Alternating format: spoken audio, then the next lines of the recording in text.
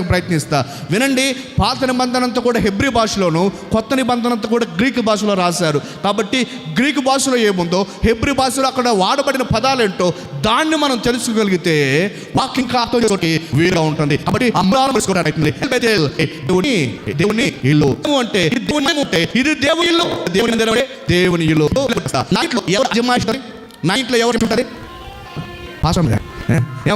మీ ఇంట్లో ఎవరు ఉంటారు? ఉన్నారంటే అమ్మ మీరు చెప్తారు సమానం. అమ్మ మీ ఇంట్లో చెప్తారు మీరా కరెక్ట్ చెప్పారా? ఓకే, మీ ఇంట్లో మీ లేకపోతే వాళ్ళకి మీరు పెద్దగా ఉంటారు అంటే మీకు మీకు చెప్తా అంటే మీ ఇంట్లో అమ్మాయి ఉంటుంది. వచ్చారా దేవునితో దేవుడు మత్కారంగా ఉండాలి. దేవుని సంఘంలో దేవుడు నీవు ఒక సహాసలము, ఒక సదాసలము, నీవు ఒక బాధ్యత, నీవు ప్రభు నీవు దేవుని ఇంట్లో నేను వచ్చిన నీవు నేను అని చేసేయగలము. దేవునిలో మనుషులు ఒక మాటలో చెప్పాలంటే పైగా నాకు ఇక్కడ తెచ్చాడు. మనము దేవుని ఇంట్లో మనుషులు, వీటిలో మనుషులు. మన ఇంట్లో మన దేవుడే, మన ఇంట్లో మన ఇల్లు.